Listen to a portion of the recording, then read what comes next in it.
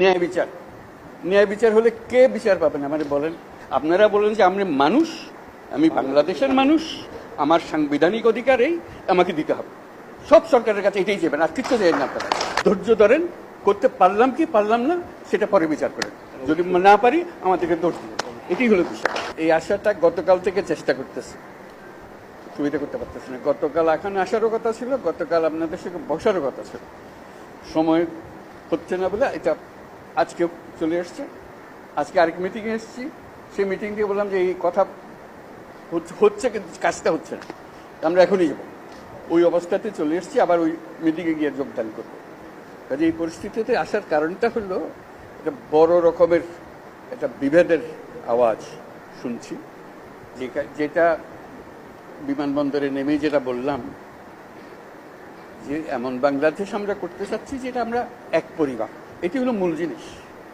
এখানে পরিবারের মধ্যে কোনো পার্থক্য করা, বিভেদ করা, এটার কোনো প্রশ্ন আসে না। আমরা বাংলাদেশের মানুষ, বাংলাদেশ, এটি আমরা নিশ্চিত করতেছি। এটা নিয়ে আর কোনো বাদ বিবাদ ইত্যাদি জানি না। আমাদের যে গণতান্ত্রিক যে আকাঙ্ক্ষা, সেখানে আমরা বিবেচিত মুসলমান হিসেবে নয়, হিন্দু হিসেবে নয়, বৌদ্ধ হিসেবে নয়, মানুষ হিসেবে আমাদের অধিকারগুলো নিশ্চিত হোক। সমস্ত সমস্যার গোড়া হলো আমরা যত প্রাতিষ্ঠানিক আয়োজন এগুলো করেছি সব কিছু পচে গেছে, এই কারণে এই গোলমালগুলো হইতেছে। কাজে আমরা প্রাতিষ্ঠানিক আয়োজনগুলোকে ঠিক করতে হবে। যে ন্যায় বিচার, ন্যায় বিচার হলে কে বিচার পাবেন আমাদের বলেন? আমি কি দেখতেছি এটা কোন ধর্মের কোন জাতের কি, এটা বলা আছে আইনে বলা আছে? আপনার বিচার এই সম্প্রদায় হলে ওইখানে ওই আদালতে যাবে, ওই সম্প্রদায় হলে ওই আদালতে, আইন একটা। কার সাধ্য আছে সেখানে বিভেদ করে যে এর রকম একটা ওর রকম একটা? এটা হতে পারে না। তো আমরা সেইখান থেকে, এটা এমন রোগ, মূলে যেতে হবে।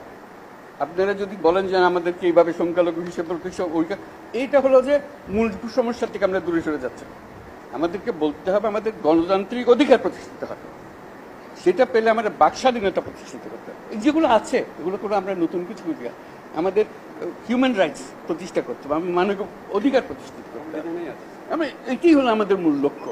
আপনারা যদি টেনে টেনে নিয়ে আসেন আমি অমুক, আমি তমুক, আমি, এইটা আবার পুরানো খেলায় চলে গেলেন।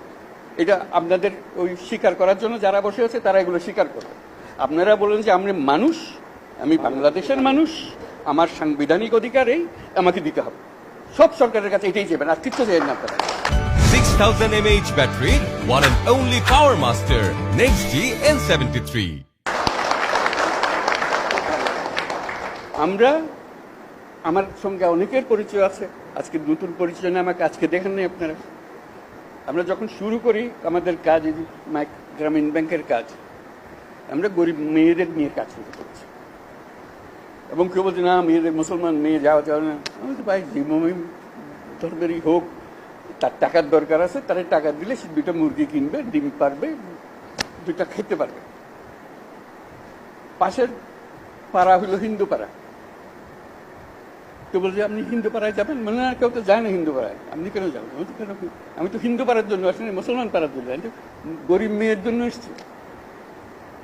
আপনি শুনবেন না আমাদের ইতিহাসে, গ্রামীণ ব্যাংকের ইতিহাসে, যে আমরা এটা হিন্দু পাড়া বলে বাদ দিয়ে গেছি, ও মুসলমান পাড়াতে ছিল, হয় নাই কোনোদিন।